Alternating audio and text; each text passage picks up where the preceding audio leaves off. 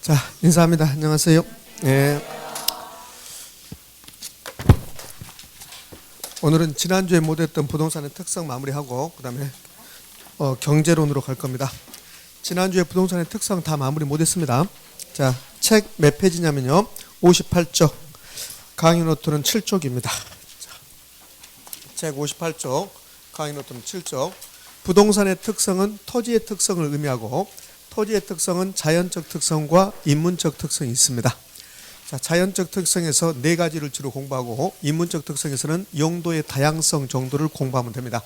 근데 지난주에 자연적 특성에서요 부동성을 공부했습니다.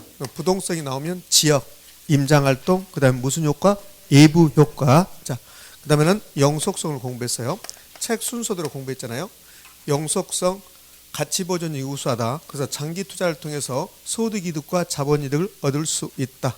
토지는 영속성 때문에 물리적 감가란 말은 없다. 그러나 토지가 부동성, 인접성이라는 특성 때문에 경제적 감가를 가지고 있다. 영속성이 나면 모든 것을 장기적 고려로 만든다. 그 다음에 영가이수 기억납니까?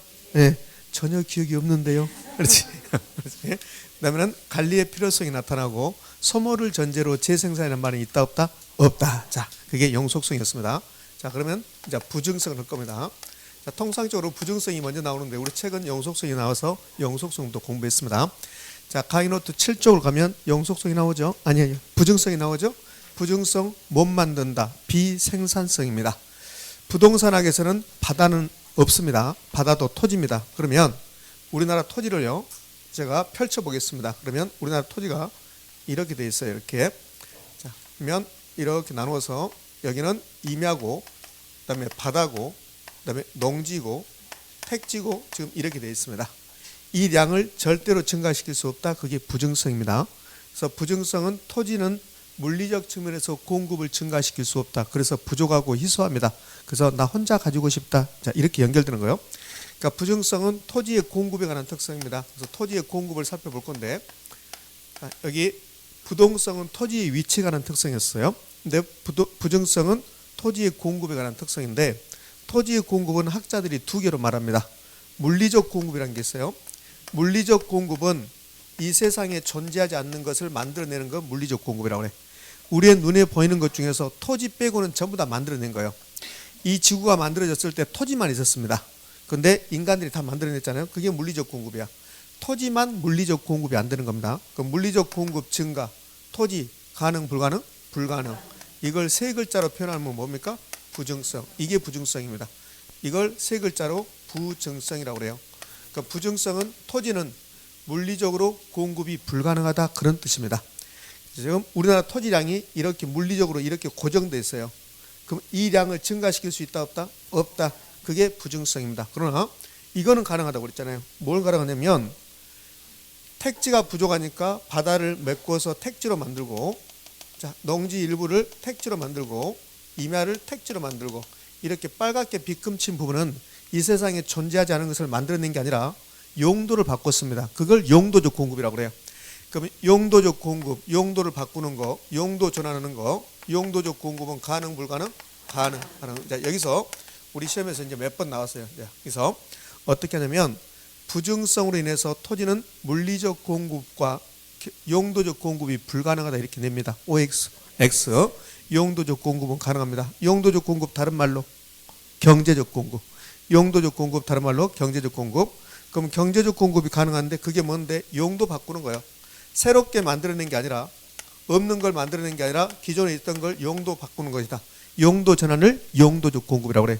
그럼 용도적 공급을 가능한데, 용도적 공급의 사례는 택지를 조성했습니다. 조성지, 공유수를 매립했습니다. 매립지, 이런 걸 용도적 공급이라고 그래요.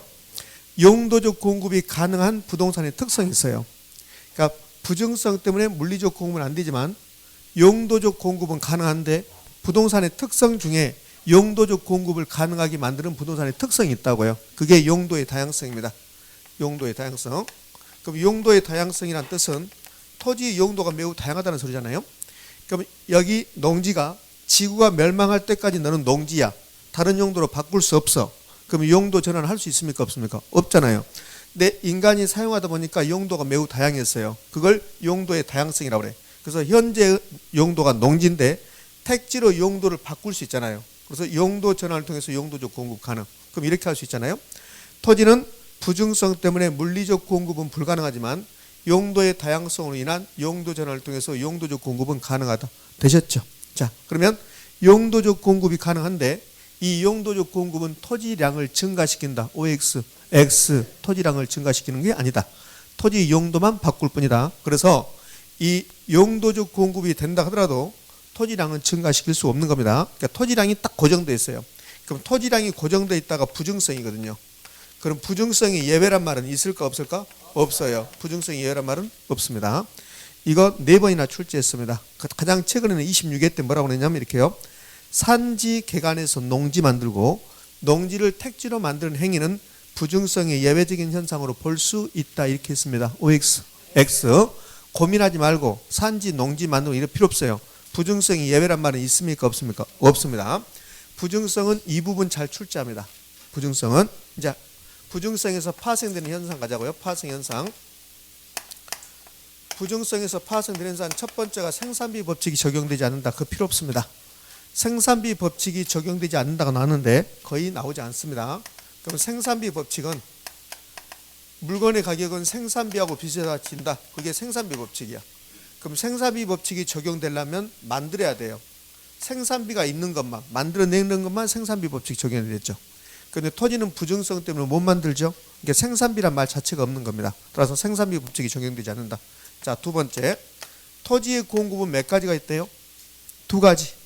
토지의 물리적 공급과 용도적 공급.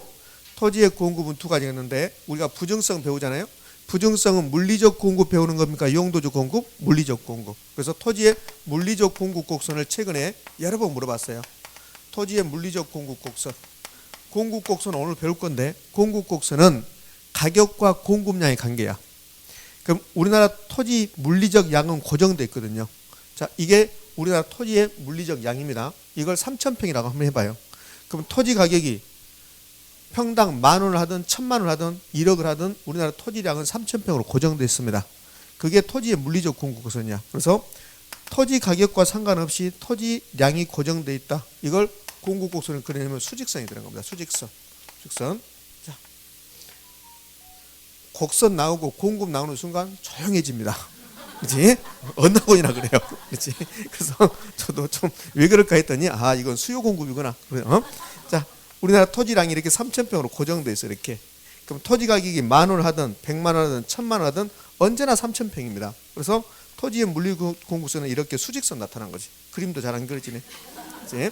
왜 그럴까? 아침부터 그림도 잘 안 그려져요. 자, 이렇게 되는 겁니다. 토지의 물리적 구조는 뭐다? 수직선이다. 수직선인데 얘를 완전 뭐라고 합니까? 비탄력지라 하잖아요. 자, 봐. 제가 뭘 보냐면 얘가 뭘 보자겠냐면 처음에 이런 거 됐습니까? 안 됐습니까? 안 됐어. 12월 달에 와서 심각한 고민에 빠졌지. 이럴 줄은 몰랐지. 중개사 공부가 이럴 줄은 몰랐지. 이게 끝나고 났더니 다시 또 양놈들도 나오기 시작하고 이럴 줄은 몰랐지. 근데 하니까 되잖아요. 하니까. 이게 반복의 힘이란 말이에요. 자, 완전 비탄력적 탄력성이 몇입니까? 0. 0이다. 탄력성이 0이다. 자, 이렇게.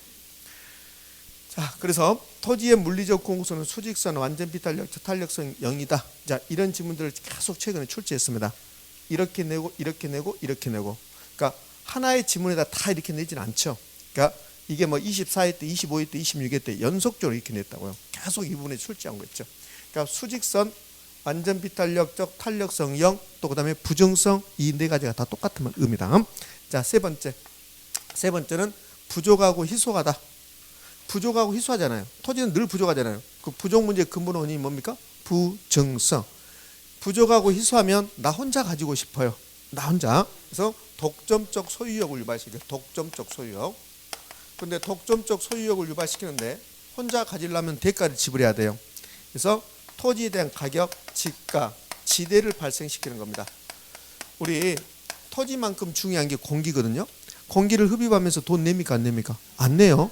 그러니까 토지가 스스로 만들어진다면 그럼 지가라는 거 없어요. 지대도 없습니다. 그러니까 토지가 못 만들고 부족하니까 지가, 지대를 발생시키는 겁니다.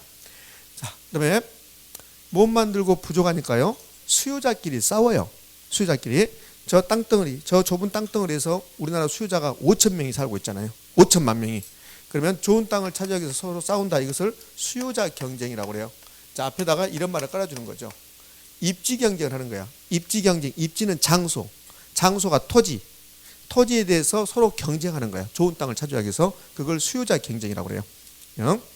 그러면 토지의 수요는 날로 증가하는데 공급이 못 따라옵니다. 그래서 토지 가격이 높게 나타나요. 이걸 집가고 현상이다 이렇게 해요. 그럼 집가고 현상의 근본 원인은 뭡니까? 부증성 이렇게 되는 거예요. 자, 이제 이 3번 부분에서 전부 다 출제했습니다. 근데 최근에 아주 따뜻하게 출제되는 거, 부족하고 희소하니까 토지를 이용할 때 어떻게 이용하는 게 최고 가치를 창출하는가? 최유효 이용을 모색할 수밖에 없어요. 이런 최유효 이용이 이 부증성에서 잘 나오는 겁니다. 자, 네 번째로도 최근에 나왔던 겁니다. 수요 공급 조절이 곤란해요. 아무리 수요가 증가해서 가격이 올라간다 하더라도 공급이 못 따라오는 겁니다. 그것을 수급 조절이 곤란하다 그래요. 수급 조절 곤란. 수요 공급 조절이 곤란하다. 수요는 증가했습니다. 그런데 가격이 높아진다 하더라도 공급이 따라온다 못 따라온다? 못 따라온다. 그래서 수급 조절이 곤란해요. 근데 수급 조절이 곤란한 것은 수요 공급 조절이 곤란한 거죠. 근데 원인은 수요입니까? 공급입니까? 공급 때문에. 그래서 공급 조절이 곤란하다 이렇게. 수급 조절이 곤란하다를 한 3번 냈습니다. 수급 조절이 곤란하다. 근데 최근에는 공급 조절 곤란 이렇게 출제했습니다. 부증성으로 인해서 공급 조절이 곤란하다. 따라서 수급 조절이 곤란하다 이렇게 되는 거예요. 자, 다섯 번째도 매우 중요. 자, 4번 수급 조절 곤란, 공급 조절 곤란은 어쩌다 한 번씩 나오는 건데, 이 5번은 부증성이 나오면 매우 잘 나와요. 5번 토지 이용을 집약화시킨다고 그래. 토지 이용 집약화. 그러니까 토지 이용 집약화를 다른 말로 표현하면 토지에다 건물 짓는데 건물 높게 짓겠다. 이게 고층화, 입체화. 반대가 조방화입니다. 조방화. 그러면 똑같은 토지에다가 30층짜리 건물 지었다. 그럼 토지용 집약화. 3층짜리 건물 지었다. 토지용 조방화 그래요. 조방화. 그럼 토지용 집약화를 지금부터 설명할 건데, 토지 이용하고 집약화하고 결합되어 있습니다. 그럼 토지 이용이 뭘까? 토지 이용은 이렇게 토지가 있으면 이 토지에다 뭔가 해보겠다는 소리야. 그럼 여기 토지 있습니다. 그러니까 토지를 이용한다. 그러면 여기다가 씨 뿌리고 농사 짓는다. 건물 짓는다. 이게 토지 이용입니다. 그럼 토지 이용한단 말은 토지에다가 뭔가 투입한다는 소리거든요. 그러면 노동이 들어가고 자본이 들어가겠다. 이게 토지 이용을 하는 겁니다. 그러니까 토지 이용한다. 노동, 자본, 토지가 결합됐다. 더 쉽게 말하면 토지에다 삽질했다는 소리야. 그럼 토지에다 삽질했다. 토지 있죠? 삽이 자본이야. 그다음에 내가 발로 눌렀죠. 내가 뭡니까? 노동. 그러니까 토지에다 뭔가 하겠다. 그게 토지 이용입니다. 그래서 학문적으로 표현하면 토지, 노동, 자본이 결합했습니다. 그 말이에요. 그러면 토지 하나에다가 노동 하나에다가 자본 하나에다가 이렇게 세 개를 결합했다. 그러면 결합 비율이 1대1대1 이렇게 되는 거야. 자, 그런데 토지는 부증성 때문에 못 만들어요. 부족하단 말이에요. 근데 인간은 계속 만들어낼 수 있잖아요. 노동은 맞잖아요. 자본도 만들어낼 수 있잖아요. 그래서 토지가 부족하니까 이 토지를 이용할 때, 즉 토지, 노동, 자본을 결합할 때 토지의 사용량을 줄이고 노동과 자본의 투입량을 증가시킨다. 이걸 토지용을 집약화시킨다고 그래요. 의미하셨죠? 이렇게. 그럼 토지용 집약화란 말은 토지 대신에 노동과 자본의 투입량을 증가시킨다. 이런 뜻이 되는 거야. 이게 토지용 집약화. 근데 반대로요. 토지는 엄청나게 많아요. 근데 노동과 자본이 부족하다. 그러면 토지를 많이 이용하고 노동, 자본의 투입량을 줄이겠죠. 그걸 토지용 조방화라고 그래. 그러니까 토지의 사용량을 줄이고 대신에 노동과 자본의 투입량을 증가시키겠다. 토지용 집약화 이렇게 표현하는 겁니다. 되셨죠? 자, 이제요. 토지용 집약화는 됐어요. 이걸 집약적 이용이라고 그래. 집약적 이용. 그러면 조방화는요. 조방적 이용 이렇게 합니다. 이제 여기서 토지용 집약화가 끝나면서 부증성은 끝났어요. 제가 잘못한 거 아니죠? 네, 그러죠. 자, 이거 봐요. 부증성은 끝났다는 소리야, 지금 이게. 끝났다. 부증성은 끝났습니다. 이 소리야, 지금 이게. 자, 그럼 부증성이 끝났는데, 이제 강의 노트를 보면 아마 8쪽 같은데, 8쪽을 넘기면 상단에 그림 있죠? 자, 그 그림에서 오른쪽 편에 집약도 이런 말 나오죠? 자, 그 부분을 설명할 거야. 이 부분은 지금 설명한 것은 부증성하고는 관련이 없어요. 그러니까 부증성 때문에 나타나는 현상이지만 이거는 저 뒷부분에 나올 건데 이제 부증성하고 관련돼 있으니까 약간 관련돼 있으니까 거기서 좀 미리 설명하겠다는 소리예요. 자, 토지 이용하는데요. 1번지 토지 이용하고 2번지 토지 이용을 이렇게 하는데 비교를 하면 1번 토지 이용은 토지 한 단위에다가 자본이 몇 개가 투입됐어요? 자본이 10개가 투입됐어요. 2번지 토지는 토지 한 단위에다가 그러니까 토지는 똑같아요. 1번이나 2번이나. 근데 투입되는 자본량이 다르죠? 2번에는 토지가 자본이 20개가 됐어요. 자, 토지용 집약도라는 게 있어. 토지용 집약도. 토지용 집약도가 뭐냐면 이렇게 나눈 게 토지용 집약도입니다. 그러니까 토지 면적에 대한 자본의 비율. 이걸 토지용 집약도라고 그래요. 그럼 1번 토지는 토지용 집약도가 몇입니까? 10. 2번 토지는 20이야. 그러면 1번 토지보다 2번 토지가 토지용 집약도가 높아요. 그러니까 이건 토지용 집약도가 높다 그런다고요. 그럼 토지용 집약도가 높은 것은 토지용을 집약화시키는 것은 그 말이야. 그럼 무엇 때문에? 부증성 때문에 그런단 말이에요. 근데 토지용 집약도하고 똑같은 말이 두 개 더 나와요. 토지용 집약도가 똑같단 말이 1번 토지는 토지 하나하고 자본 10개를 바꾼다는 소리야. 이게 대체한다는 소리라고. 바꾼다가 대체니까. 그럼 2번 토지는 토지 하나와 자본 20개를 바꾼다는 소리야. 그래서 1번하고 2번이 집약도가 높은데 2번이 또 대체성이 높다 이렇게 한다고요. 이걸 이제 3번이나 출제했어요. 그럼 토지용 집약도가 높다는 말은 토지와 자본의 대체성이 낮다는 소리다. OX, X. 그러니까 토지용 집약도와 대체성이 같은 뜻이라고요. 자, 하나 더 합니다. 하나 더는 1번 토지는 토지 하나하고 자본 10개가 결합해요. 2번 토지는 토지 하나와 자본 20개가 결합해요. 그러면 결합 비율이 높은 게 몇 번입니까? 2번. 그래서 결합 비율이 높다. 이 세 가지가 똑같은 말이라고요. 집약도가 높다, 대체성이 높다, 뭐가 높다? 결합 비율이 높다. 결합 비율이 높다는 아직 출제하지 않았어요. 그런데 집약도가 높다는 말은 대체성이 높다는 말이다. 이걸 3번이나 출제했습니다. 되셨죠? 자, 애우지 마시고 제가 가끔씩 물어볼 겁니다. 이런 것들은 여러분에게 짐을 주지 않을 거야. 그러니까 제가 가끔씩 물어보면 대답하시면 돼. 네? 예? 뭘 애운다고? 애우지 마시라니까. 애우지 말고 틀려보시라고. 틀려보다 보면 아, 그거구나 된다고. 애우지 마. 집약도가 높다. 뭐가 높다? 대체성이 높다. 됐잖아. 3주 후에 물어볼 거야. 3주 후에. 이제 되는가? 3주 후에 물어보면 근데 언니한테 옆에 언니, 언니 배웠어? 몰라. 언니는 모른대. 안 배웠대. 언니 책 보니까 강의 노트 보니까 배운 것 같아. 배웠나? 이렇게 하겠지. 자, 여기까지가 부증성입니다. 자, 그냥 부증성 지울 겁니다. 부증성. 자, 부증성에서는 물리적 공급은 안 되지만 용도적 공급은 가능하다. 그다음에 체유용을 해야 된다. 토지용을 뭐한다? 집약화시킨다. 제가 이 부분 말 안 했죠? 이 부분은 이제 수명이 다 끝난 것 같아요. 사실은 계속 나오다가 요즘 좀 뜸하고 있으니까 이제 개별성으로 갑니다. 얼굴 편해졌네요. 왜? 3번째 들으니까 편해지는 겁니다. 그러니까 3번 들었고 4번 듣고 그래도 안 된다. 그러면 조상의 매를 바꿔야 돼. 그렇지? 인간 힘으로 안 되는 거예요. 4번 5번 들어도 안 된다. 그건 안 되는 거지 뭐. 그때는 조상의 힘을 빌려야 되니까 조상의 매를 바꿔야 됩니다. 이제 자, 이제 부증성이 있고 이제 개별성. 개별성은 너하고 나하고 다르다. 이게 개별성이야. 자, 토지마다 다 다르다. 개별성입니다. 토지는 물리적 측면에서 물리적이란 말은 면적, 지세, 지반, 토양 이런 것들 다 다르다. 그게 개별성. 이질성. 그러면 바꿔 쓸 수 있다 없다? 없다. 바꿔 쓴다 대체. 못 바꿔 쓴다 비대체성. 그런데 이렇게 출제하죠. 토지는 개별성 때문에 대체 가능성이 높은 상품이다. OX, X. 또 다른 말로 이 개별성하고 비대체성하고 거의 유사한 말. 토지가 다 다르면 토지마다 비교가 영위할까 곤란할까? 곤란. 비교를 불가능하게 한다. 비교를 곤란하게 만든다. 이거 잘 냅니다. 비교 곤란하게 만든다. 비교 곤란성. 자, 이게 개별성인데 개별성은 토지의 대체에 관한 겁니다. 토지의 대체는 바꿀 수 있냐는 거예요. 자, 대체는 두 가지가 있어요. 물리적 대체. 물리적 대체는 이 세상에서 저하고 똑같은 사람이 있습니까? 그런 소리야. 검단 1번지 토지하고 모든 면에서 똑같은 토지가 있다? 그럼 물리적으로 대체 가능하다고 그래. 그런데 이 물리적 대체 똑같은 토지 있다 없다? 없다. 개별성 때문에 불가능. 그럼 토지는 물리적으로 대체가 불가능하다. 세 글자로 뭐라고 합니까? 개별성. 이걸 개별성이라고 한다고요. 그러나 용도만 똑같다면 면적이 다르다 하더라도 바꿔 쓸 수 있을 것이다. 이걸 용도적 대체. 그 용도 대체 가능 불가능? 가능. 전제 조건은 옆에 있으면 인접성. 검단에 있는 농지와 지리산 밑에 있는 농지는 용도는 똑같죠. 그런데 바꿔 쓴다 안 쓴다? 안 쓴다.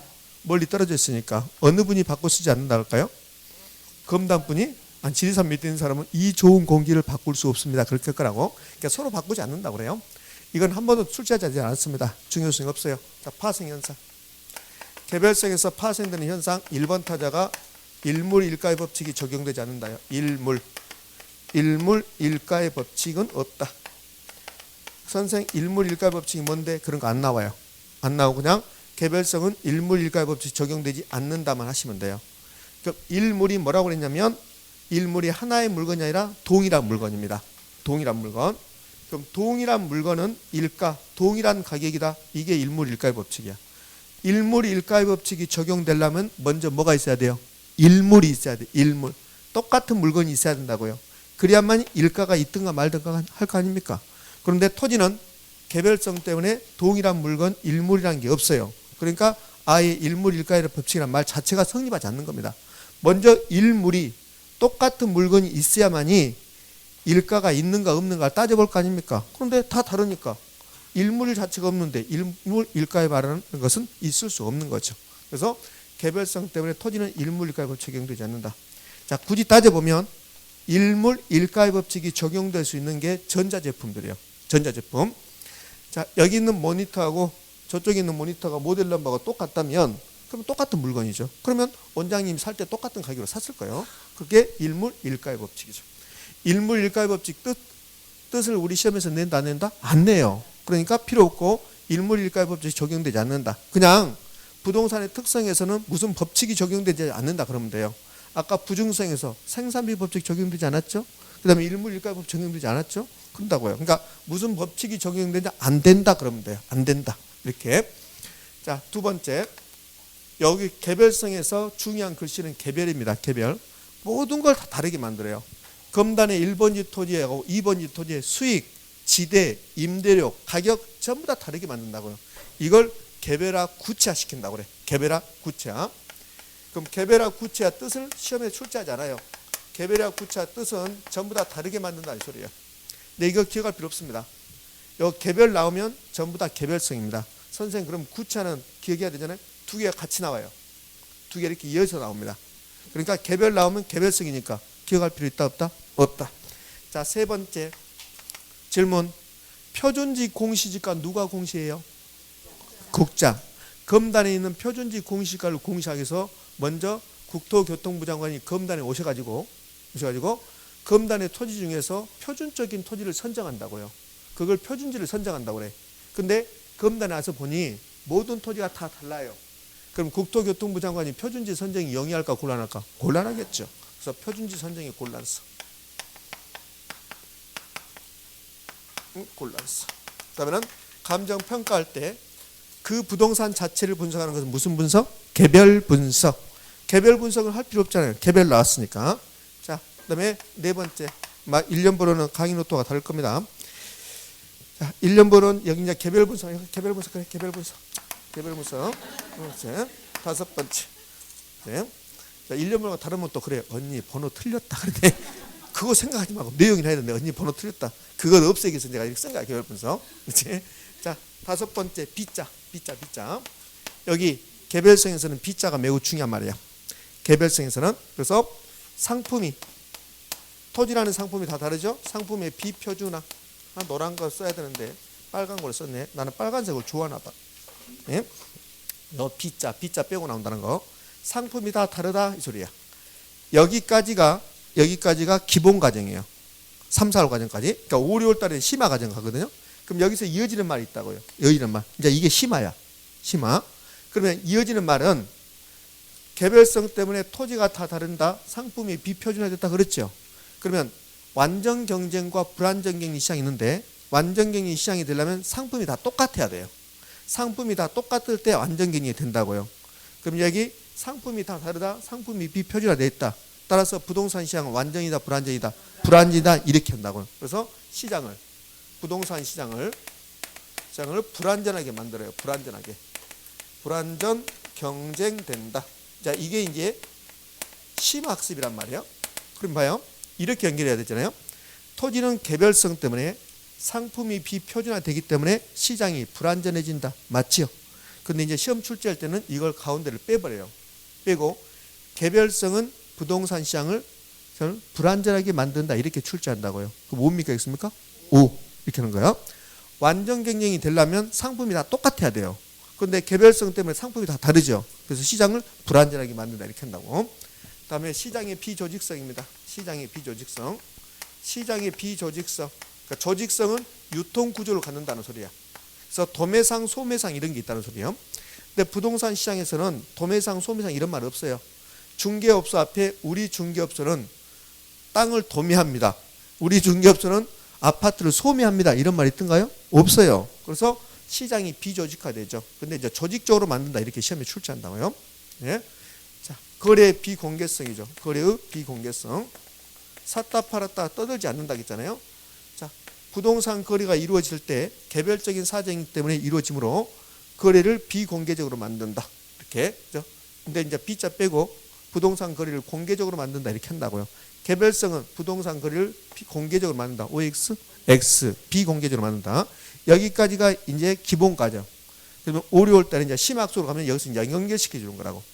그러면 개별성 때문에 거래를 비공개적으로 만들면 어차피 부동산 활동은 정보 활동이에요. 정보를 구해야 돼요. 그러면 이렇게 비공개적으로 만들면 정보를 비공개적으로 만들면 정보 수집이 영리할까 곤란할까? 곤란 이렇게 된다고요. 또 이어서 있는 말. 정보 수집이 곤란하면 정보 수집할 때 돈이 많이 들어가겠죠. 그래서 정보 수집 비용을 수반한다. 이렇게 연결되는 거예요. 이렇게. 자, 이제 개별성에서요. 이 B자 들어간 거 매우 중요하다는 거. B자를 전부 다 빼고 나온다는 거. 자, 여섯 번째 토지 공급을 부동산 공급을 검단의 1번지 토지를 공급할 수 있는 사람 딱 한 명밖에 없어요. 검단의 1번지 토지와 똑같은 토지 있습니까? 없습니까? 없죠. 그래서 한 명만 공급한다. 그러면 토지 공급을 독점적이다, 비독점적이다. 독점적 공급을 만든다. 근데 우리 시험은 여기다 B자를 집어넣어줬다고 했어요. 부동산 공급을 비독점적으로 만든다가 아니라 독점적으로 만든다. 이 정도가 개별성입니다. 자, 이제 개별성에서는요, 요 개별화 필요 없잖아요. 요 개별화 필요 없고 표준지 선정은 골라서 잘 나오지 않고 여기 2번하고 4번 개별 들어갔으니까 외울 필요 없고 일물일가의 법칙 이게 잘 나오고 그 다음에 여기 B자 들어간 거 잘 나오고 자 이렇게 해서 개별성 마무리합니다. 또 이런 것도 있어요. 다 다르니까 부동산학에서는 일반화된 공통화된 공통적인 이론 도출이 영위할까 곤란할까? 곤란하다. 자 그런 것도 있는데 그것은 매우 부수적이고 나온 적도 없습니다. 자 여기까지가 자연적 특성입니다. 자연적 특성, 개별성 그 다음에 이어지는 게 뭐요? 인접성이죠. 근데 인접성을 공부할 필요 없어요. 혹시라도 인접성이 나오면 기억나는 말이 뭐가 기억납니까? 부동성이 기억나겠죠? 자, 그러면 인접성 때문에 파생되는 현상 뭘까요? 예부 효과. 예부 효과. 그러니까 인접성이 나오면 가장 중요한 말은 예부 효과 정도 기억하시면 돼요. 자, 그래서 자연적 특성 끝나고 인문적 특성에서는 용도의 다양성 정도 하시면 돼요. 용도의 다양성. 어떤 토지의 용도가 매우 다양하다. 용도가 1000가지, 10,000가지가 있다. 그게 용도의 다양성입니다. 그러니까 용도의 다양성에서도 여러 가지 말이 나오는데 2가지 정도 하시면 돼요. 그럼 이 토지의 용도가 매우 다양하면 현재의 용도에서 다른 용도로 용도를 바꿀 수 있다 없다? 있다. 그래서 용도의 다양성 때문에 용도 전환이 가능해요. 현재 농지인데 이걸 택지로 용도를 바꿀 수 있다는 겁니다. 그럼 용도 전환하는 것을 뭐라고 합니까? 용도적 공급, 경제적 공급이라고 하지. 그래서 용도의 다양성으로 인해서 그래서 용도 전환을 통해서 용도적 공급이 가능하다. 이게 용도의 다양성에서 이제 매우 잘 나온 거예요. 자, 두 번째. 이 토지의 용도가 매우 다양하면 그러면 어떤 용도로 이용할 것인가 막 싸워요. 용도끼리. 그래서 1번 용도 여기는 모텔 부지, 2번 용도 고시원 부지, 3번 용도 도로, 4번 용도 공원 이렇게 용도가 다양하면 용도끼리 싸운다고요. 그것을 용도 경쟁한다고 그래요. 그럼 용도 경쟁을 통해서 결국은 무슨 용도로 이용할까요? 그렇죠. 최고 가치를 창출하는 거. 최유효 이용하게 된다. 이 2가지가 용도의 다양성에서 가장 중요한 겁니다. 그럼 용도의 다양성 끝났어요. 용도의 다양성은 용도적 공구가 체유용 이 두 가지만 기억하시면 된다. 자, 이렇게 해서 이제 부동산의 특성은 이제 얼추 마무리되는데요. 자, 용도의 다양성이 있고 병합분할 가능성이 있어요. 인문적 특성에서는 용도의 다양성, 병합분할 가능성. 병합분할 가능성 30년 동안 지문 2번 나왔습니다. 가장 최근에 26회 때 나왔어요. 26회 때 뭐라고 하냐면 토지는 이용 주체, 이용하는 사람의 이용 목적에 따라서 병합할 수도 있고 분할할 수도 있다. OX? O. 그게 가장 최근에 병합분할 가능성이 나온 겁니다. 30년 동안에 2번 나왔죠. 30년 동안에 지문 2번. 매우 중요하죠? 그렇지. 그렇습니다. 자, 그러면은 예, 사회적, 경제적, 행정적 위치의 가변성이라는 말 나와요. 자, 그 필요 없어요. 이렇고 이제 이거 하나 해볼게요. 고가성. 고가성은 비싸다는 소리죠. 그 비싸면 부동산이 비싸면 수요자, 공급자가 다수일까 소수일까? 소수죠. 소수. 그다음에 부동산 시장에 들어가기 쉽다 곤란하다. 곤란하죠. 돈 있는 사람만 시장에 들어가야 되니까.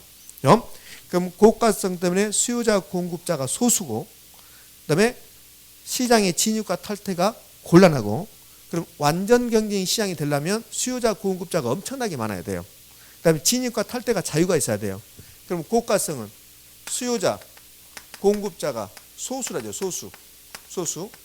그러면 수요자, 공급자가 다수가 완전 경쟁인데 고가성 때문에 수요자, 공급자가 소수다. 그럼 시장이 완전이다, 불완전이다? 불완전해진다. 그럼 고가성으로 인해서 수요자, 공급자가 소수고 따라서 부동산 시장은 불완전해진다. 되겠죠. 근데 이걸 빼고 고가성은 시장을 불완전하게 만든다. OX? O. 그렇게. 자, 시장이 불완전성.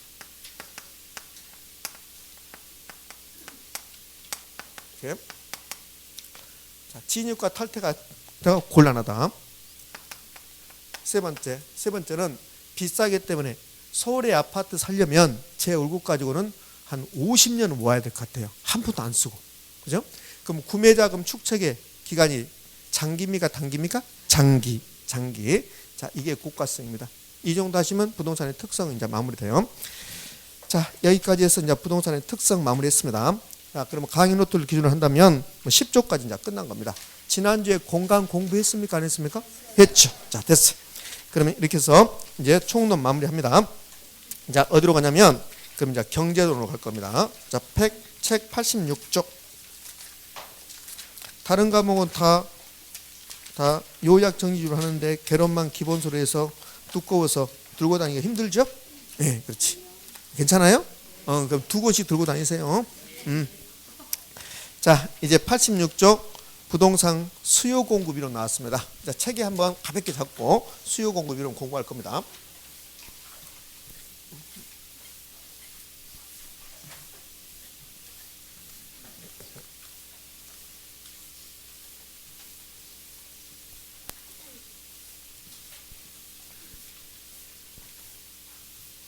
이 코로나라는 게 사람을 좀 불안하게 만들더라고요. 일요일날 어느 음식점에 가서 음식을 먹는데 멀리서 아시는 분이 오셔가지고 음식을 먹는데 바로 옆에서 젊은 분이 오셨는데 특정 지역의 말을 팍 쓰시더라고. 그러시더라고. 그래서 뭔가 좀 불안한 느낌 그런 게 있더라고요. 야, 그래서 이렇게 무섭구나. 그래서 저는 그렇게 생각했어요. 우리 언론이 너무나 이렇게 그렇게 하지 않나. 그러니까 언론에서 그렇게 떠들지 않았으면 그러지 않았을 텐데 괜히 움찔해 드는 거예요. 저 사람이 이렇게 그런 생각이 들더라고요. 자, 예. 근데 뭐 시골 같은 데는 마스크 귀찮아서도 안 쓴다잖아요. 그리고 마스크 쓰는 사람도 이상하다잖아요. 그러니까 어느 책 시골 같은 데는 마스크 쓰고 다니면 그 사람을 피해 다닌다 하잖아요. 마스크 쓰는 사람, 저 사람 이상하네. 왜 마스크 썼지? 이렇게. 근데 여기는 마스크 안 쓴 사람 피해 다니잖아요. 그러니까 똑같은 현상을 보면서도 그렇게 보니까 참 희한하네요.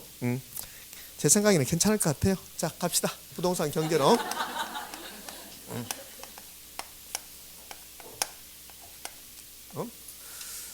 자, 부동산 경제론은 크게 두 파트로 이루어집니다. 첫 번째 수요 공급 이론이 있어요. 수요자하고 공급자가 만나는 이론이 수요 공급 이론이라고 그래요. 그럼 수요자와 공급자가 만나서 뭐 한대요? 가격 결정하죠. 그래서 이 수요 공급 이론을 다른 말로 가격 이론이라고 합니다. 수요 공급 이론을 가격 이론이라고 그래요. 그럼 수요 공급 이론을 가격 이론이라 한다 이 말이 그러면은 수요 공급 이론에서 가장 중요한 말은 가격이라는 소리예요. 가격. 그러니까 수요자 공급자 만나서 가격이 어떻게 결정되고 수요가 변하고 공급이 변하면 가격은 어떻게 변합니까? 그게 수요 공급 이론에서 골자입니다. 그러니까 수요 공급 이론은 반드시 가격이 나올 수밖에 없다. 그러니까 수요 공급 이론이 끝나고 나면 그러면 부동산 경기 변동 파트가 있습니다. 경기 변동 파트는 1년에 한 2번 정도 수업 들으면 되죠. 자, 경기 변동 파트는 이제 다음 주 할 거고, 오늘 이제 수요 공급 이론은 크게 보면 4파트를 공부해요. 첫 번째 수요 배우죠. 수요라는 것은 수요자가 시장에서 어떻게 행동합니까? 그게 수요고, 그 다음에 공급 배웁니다. 공급은 공급자가 시장에서 어떻게 행동합니까? 공급. 그러면 수요 배우고 공급 배우고 나서 두 사람이 시장에서 만났습니다. 그걸 이제 시장의 균형이라고 해요. 그 균형에서는 균형 가격이 결정돼요. 균형 거래량이 결정되고, 수요 변화합니까? 안 합니까? 하지요. 공급 변화하지요. 그러면 수요 공급 만나서 균형 결정되는데, 수요가 변하고 공급이 변화했다. 그러면 균형이 변동하는 거죠. 자, 수요 변화를 할 수 있어요. 그 다음에 공급도 변화합니다. 그럼 수요가 변하고 공급도 변화했다. 그러면 균형이 변동하는 거죠. 균형의 변동. 그럼 균형이 변동하면 균형 가격과 균형 거래량이 변동한다. 이렇게. 그럼 여기서는 가격과 거래량이 변동한다. 거래량 변동. 자, 그런데 가격과 거래량이 변동하는데 가격이 올라가거나 가격이 떨어지면 변동이죠. 거래량이 증가하거나 거래량이 감소하면 변동이죠. 자, 근데 우리는 가격이 올라갑니다. 가격이 떨어집니다. 자, 이걸 변동이라고 그래요. 근데 가격이 얼마나 올라가냐? 가격이 얼마나 떨어지냐? 거래량이 증가합니다. 거래량이 감소합니다. 이게 거래량이 변동이야. 근데 거래량이 얼마 증가하느냐? 얼마 감소하느냐?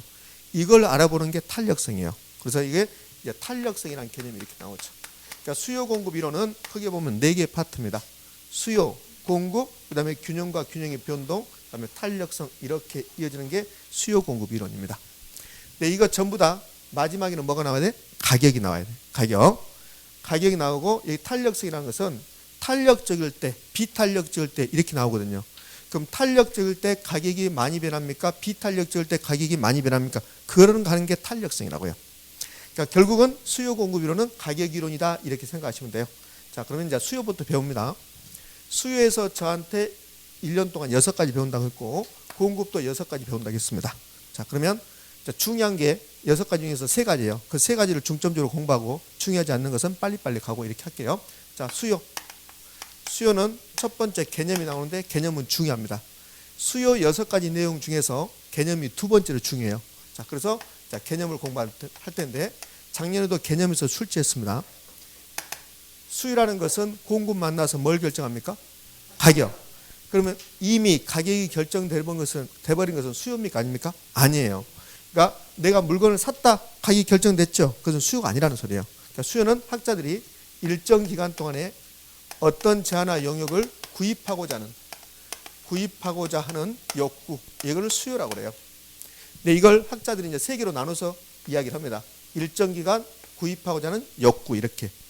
그 일정 기간을 명시했습니다. 이런 경우를 경제학에서는 유량 개념이다 이렇게 해요. 그럼 수요는 유량 개념입니까? 예, 유량 개념입니다. 자, 구입했습니까? 안 했습니까? 안 했죠. 이런 경우를 학자들이 사전적 개념이다 이렇게 해요. 근데 시험 문제는 사전적 개념이란 말은 한 번도 출제하지 않았습니다.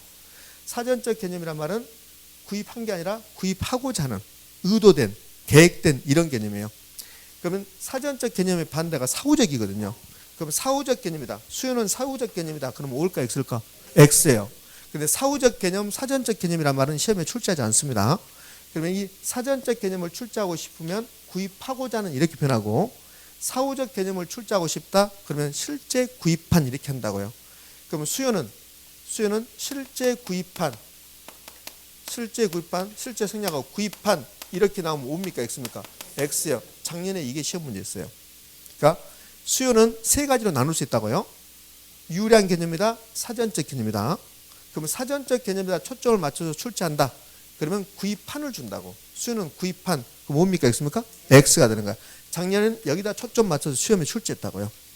자, 이제 욕구 갑니다. 이 욕구는 막연히 사고 싶다가 아니라 수요자가 공급자 만나서 가격 결정해야 되잖아요.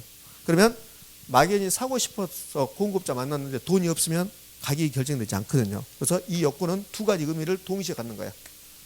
내가 살 의사가 있어야 되고 그 다음에 지불 능력도 있어야 돼. 지불 능력이 뭡니까? 돈. 다른 말로요, 구매력. 이 두 가지를 동시에 갖춰야만이 수요가 되는 거야. 이 두 가지를 갖추는 것을 유효수요라고 불러요. 유효수요. 그럼 수요의 개념은 세 가지로 나눠서 설명할 수 있죠. 유량 개념이다, 사전적 개념이다, 유효수요다. 그러니까 이 개념은 매우 중요하고 매년 시험에 나오는데, 자, 초점을 세 군데 맞출 수 있다는 소리야. 유량 개념도 맞출 수 있고, 사전적에도 맞출 수 있고, 유효수요도 맞출 수 있고.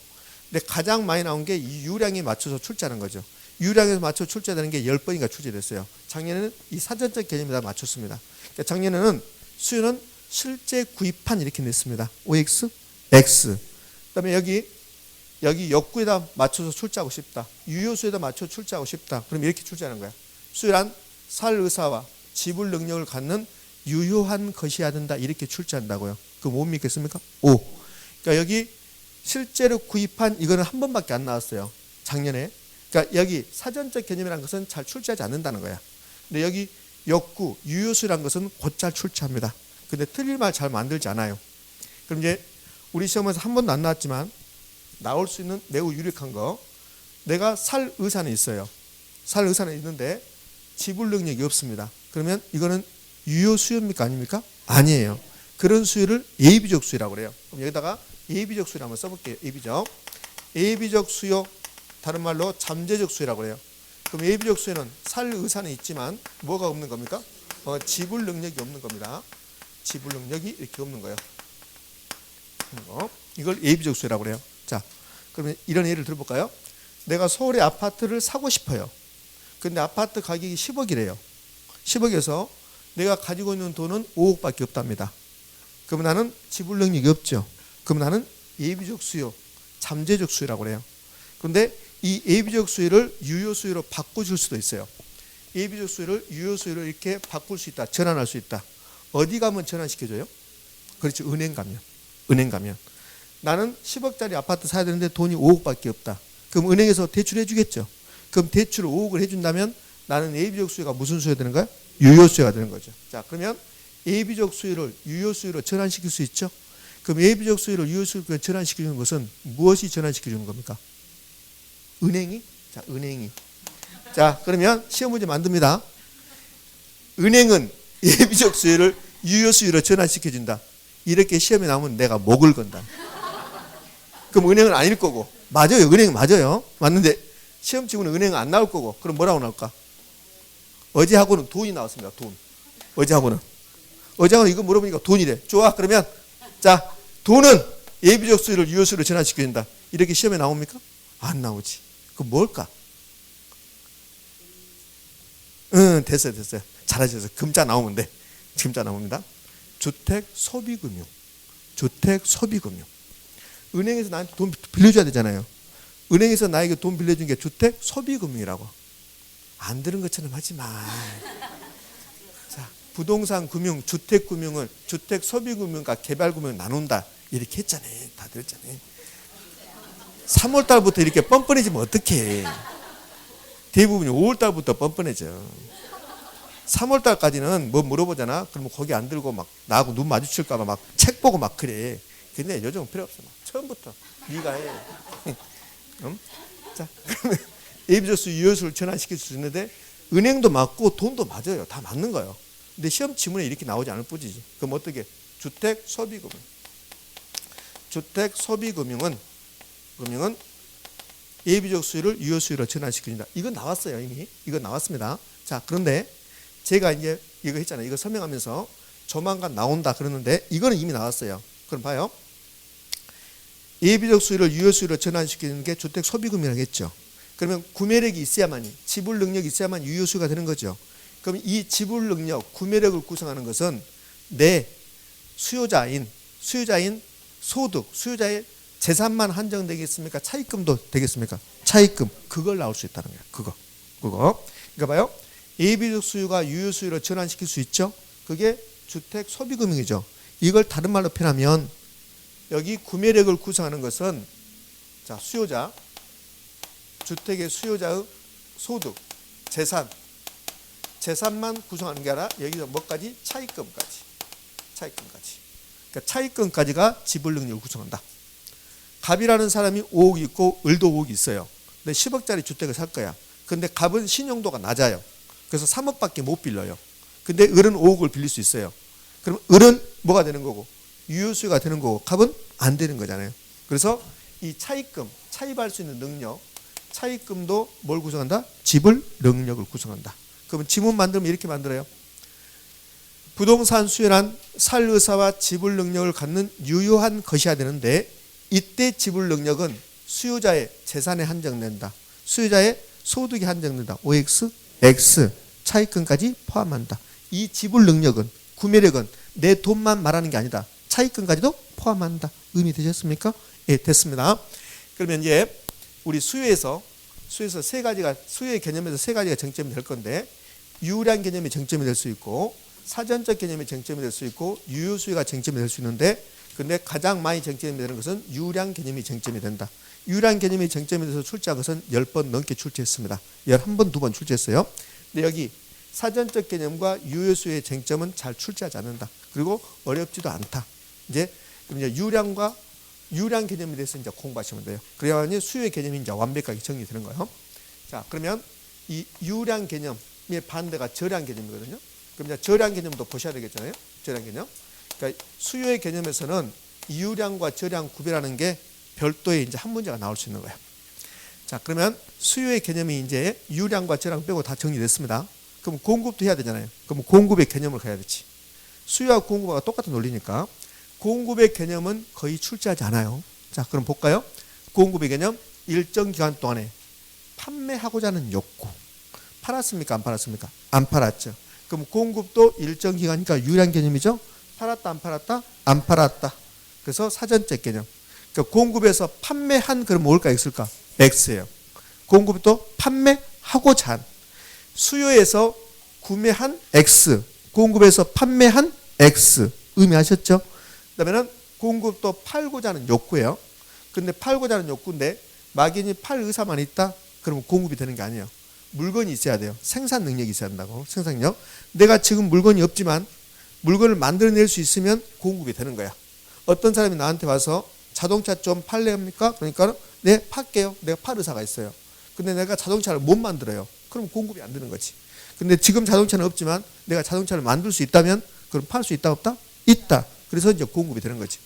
근데 이 공급에서 욕구란 개념은 한 번도 출제한 적이 없어요. 공급은 일정 기간 동안에 판매하자는 욕구인데 그 욕구는 팔 의사와 생산 능력을 가져야 돼. 그걸 유효 공급이라고 해요. 한 번도 출제한 적이 없습니다. 그러니까 공급은 크게 신경 쓸 필요 없어요.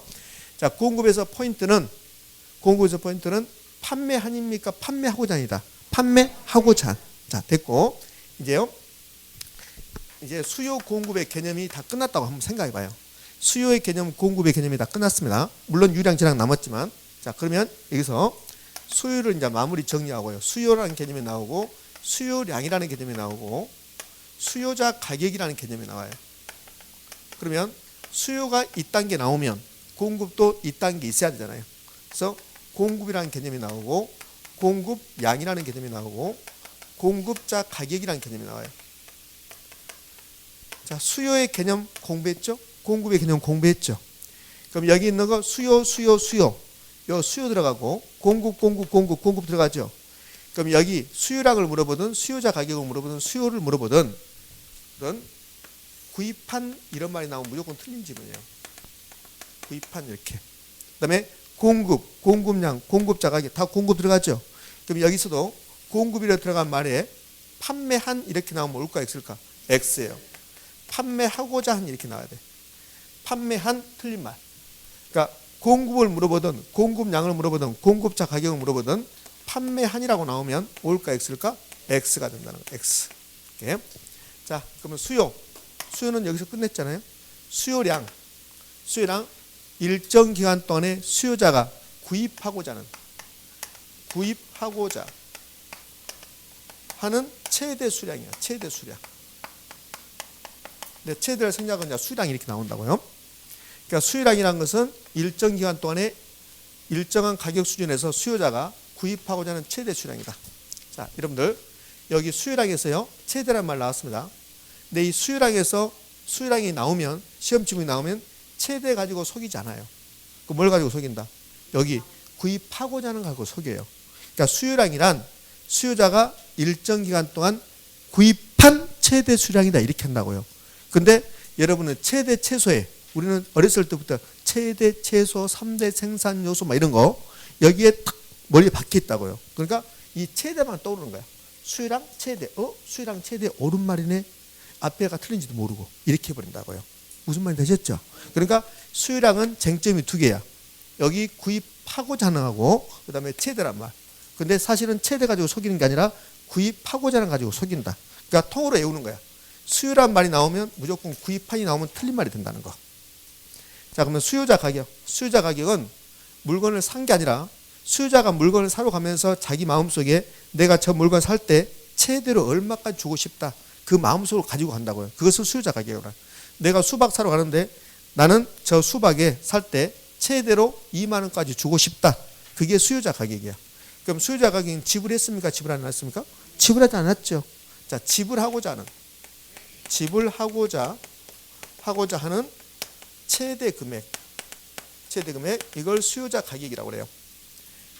수요의 개념 많이 출제했죠. 수요량도 출제했죠. 수요자 가격은 아직 출제하지 않았습니다.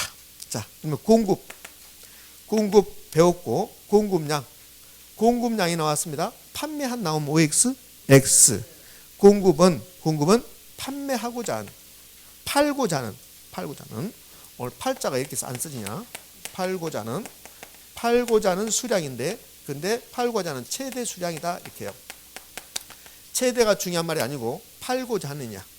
그럼 판매한 최대 수량 OX, X. 자, 공급자 가격은 여러분이 물건을 팔 때 어떤 물건을 팔 때 나는 이 물건 얼마에 팔아야 되겠다. 공급자가 마음속으로 가지고 있는 금액, 받고자 하는 금액, 이게 공급자 금액 가격이야.